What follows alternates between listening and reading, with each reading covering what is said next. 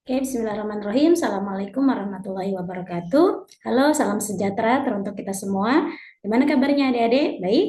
Oke, berjumpa lagi dengan saya Kiki Novitasari dalam mata kuliah Metodologi Penelitian Kualitatif. Oke adik-adik, untuk sesi hari ini kita akan membahas tentang sumber data penelitian.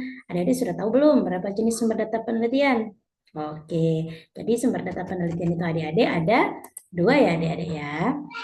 Nah, salah satunya adalah sumber data primer dan yang kedua adalah sumber data sekunder. Nah, antara sumber data primer dengan sumber data sekunder, keduanya memiliki perbedaan yang signifikan ya adik-adik, dan peneliti bisa memilih dan menyesuaikan sumber data mana yang akan mereka gunakan untuk penelitiannya.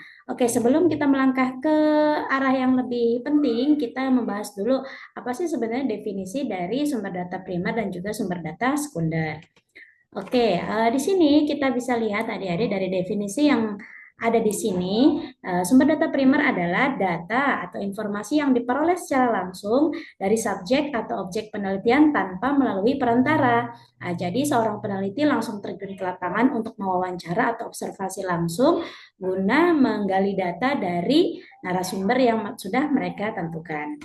Oke, sementara sumber data sekunder adalah data atau informasi yang diperoleh peneliti secara tidak langsung melalui media perantara atau sumber-sumber yang telah tersedia sebelum penelitian dimulai. Jadi, peneliti tidak harus langsung terjun langsung ke lapangan untuk menggali data karena data yang akan dipakai itu datanya sudah tersedia, adik-adik, gitu ya.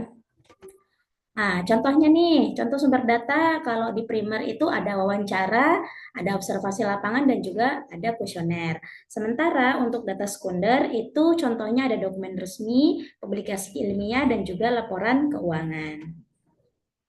Nah, sekarang kita ngebahas nih adik-adik dari perbedaan kedua sumber data antara primer dan juga sekunder. Kalau kita lihat dari segi collecting data, sumber data primer itu dikumpulkan langsung oleh peneliti, sedangkan sumber data sekunder dikumpulkan oleh orang lain.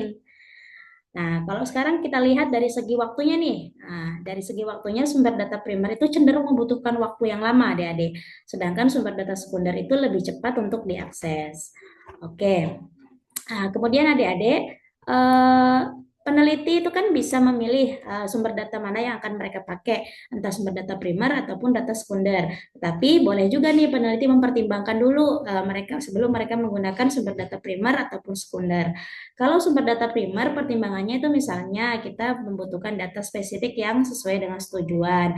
Kemudian yang kedua karena tidak tersedia nih sumber data sekunder yang relevan, dan yang ketiga adalah kita menilai bahwa keakuratan data ini sangat penting dan tidak cukup menggunakan data sekunder. Itu kita bisa langsung menggunakan sumber data primer.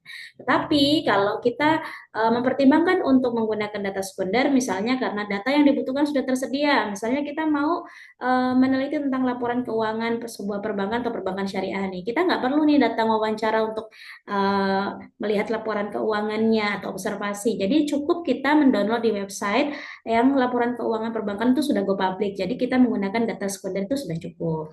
Nah, misalnya kita dibatasi oleh sumber daya, kita dibatasi waktu, di biaya dan lain sebagainya, itu kita bisa langsung menggunakan data sekunder. Nah, kemudian data sekunder juga dia sebagai pendukung data primer, adik-adik. Jadi kan misalnya data primer tidak cukup atau belum cukup, jadi data sekunder bisa digunakan untuk memvalidasi atau mengcross check data yang sudah kita dapatkan dari wawancara ataupun observasi gitu adik-adik.